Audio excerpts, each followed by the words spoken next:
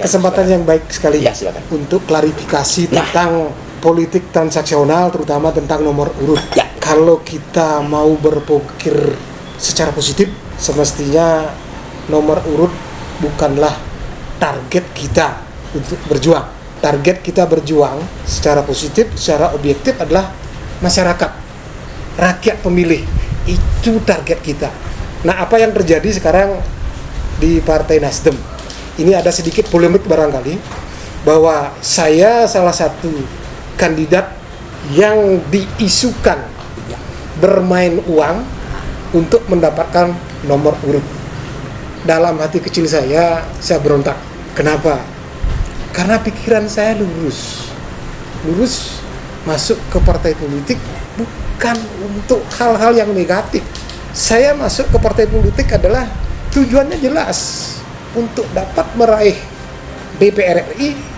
Yang kedua, seperti saya katakan tadi, bisa membantu membesarkan Nasdem. Ya.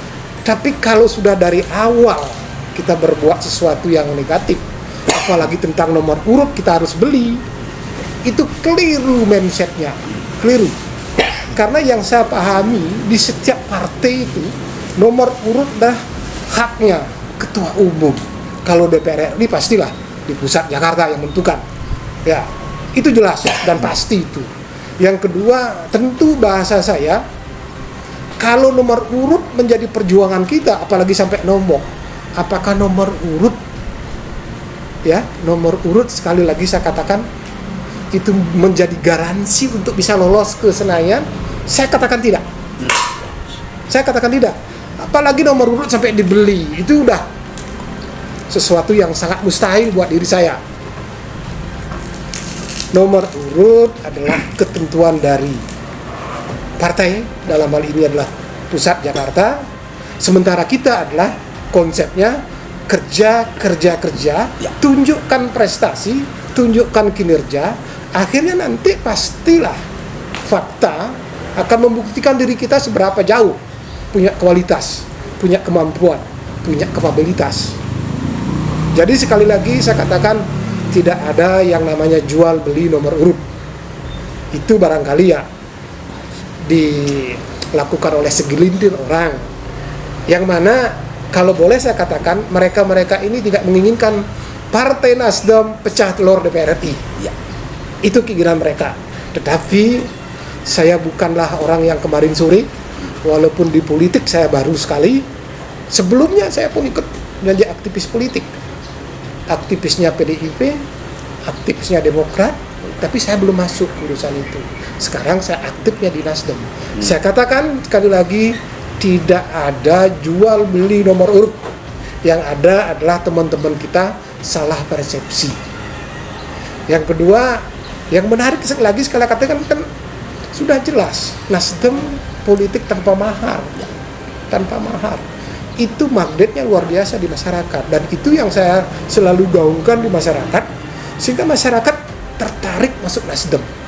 Contoh yang paling nyata, kebetulan kakak ketua, kakak Juli, memberi saya tugas untuk memperbaiki, mengaktifkan kembali DPD Gianyar, karena sebelumnya memang sempat demisioner karena kader yang ditampilkan tidak masuk kualifikasi untuk memperebutkan kursi.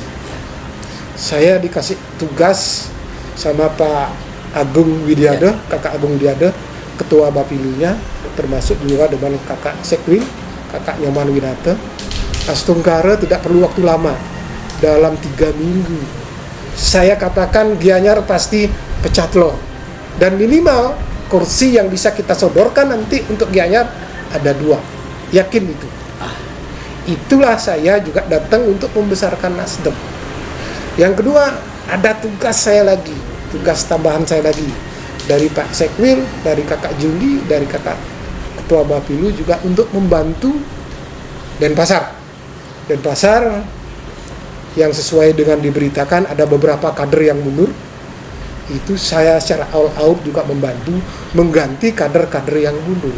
Karena kita pahami Partai Nasdem masih sangat banyak penggemarnya, masih sangat banyak pengikutnya.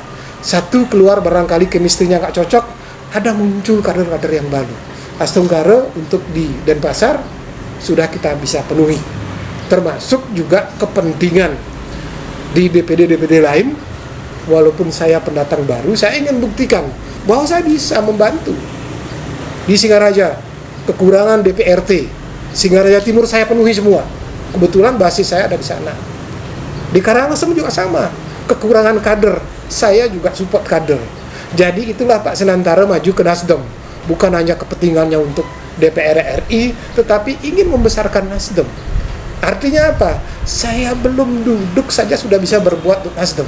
Apalagi ke depan kalau saya memang sudah yang di atas mengizinkan saya berkesempatan untuk duduk di DPR RI, saya punya keyakinan Nasdem juga harus besar.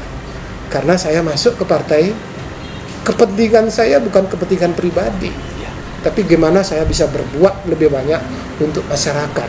Jadi saya ke partai bukan untuk mencari pekerjaan, bukan untuk mencari penghasilan, tetapi gimana mengelola anggaran negara yang ada di pusat Jakarta bisa kita salurkan untuk kepentingan masyarakat, karena memang ada anggarannya itu yang ingin, spirit itu yang ingin saya perjuangkan nanti kalau memang diizinkan untuk duduk di DPR RI. Nah, yang lain yang barangkali yang perlu saya klarifikasi adalah tentang beritanya tentang adanya tsunami di Nasdem. Ya. Itu tidaklah benar. Kalau namanya tsunami berarti habis ya. Habis. Faktanya apa? Cuma hanya segelintir aja yang keluar. Dan faktanya lagi apa? Ada kader yang masuk. Itu artinya ada keseimbangan di sana. Yang keluar barangkali chemistry-nya nggak cocok dengan Nasdem, yang masuk chemistry-nya pas dengan Nasdem. Sehingga keluar dan masuknya kader atau calon-calon pendukung Nasdem itu adalah sesuatu yang lumrah. Di partai manapun itu terjadi. Jadi saya pikir Nasdem Bali harus tetap semangat, harus tetap kompak. Tidak ada sesuatu yang tidak bisa selama kita bisa berjuang, selama kita bisa berbuat kebaikan. Astonggara Nasdem akan menjadi partai yang besar di Bali. Penegasan tadi berarti ada upaya dari pihak-pihak tertentu yang ingin menjegal Nasdem secara organisasi, secara partai untuk pecah telur satu kursi, kemudian secara spesifik juga ingin menjegal seorang Senantari. Apakah seperti itu? Kemudian bagaimana Pak Senantari akan melawan upaya-upaya untuk menjegal Nasdem dan Pak Senantari pribadi? Program sudah hampir 1 tahun 4 bulan. Ya begini, itu pertanyaan yang menarik dan memang kadang-kadang ditunggu juga oleh masyarakat jawabannya ya. Ya. Jegal menjegal, saya pahami itu adalah salah satu perjuangan juga. Tapi kalau jegal menjegal ya kita jangan frustasi. Mesti kita lawan dengan prestasi, dengan berjuang lagi. Ya, itu prinsipnya. Jadi kalau tadi dibahasakan ada yang menjegal agar Pak Senantara tidak lolos ke DPR RI, saya pikir ada benarnya juga. Tetapi saya ambil hikmahnya. Saya tidak mau berontak dengan urusan begitu. Saya tidak mau lawan dengan statement seperti itu. Yang jelas ada kondisi seperti itu. Ada yang membuat barangkali wacana seperti itu. Saya justru akan semakin menambah semangat saya gimana caranya untuk membuktikan bahwa seorang Senantara adalah lolos dari tantangan yang seperti katakan tadi. Saya yakin Nasdem akan pecah telur.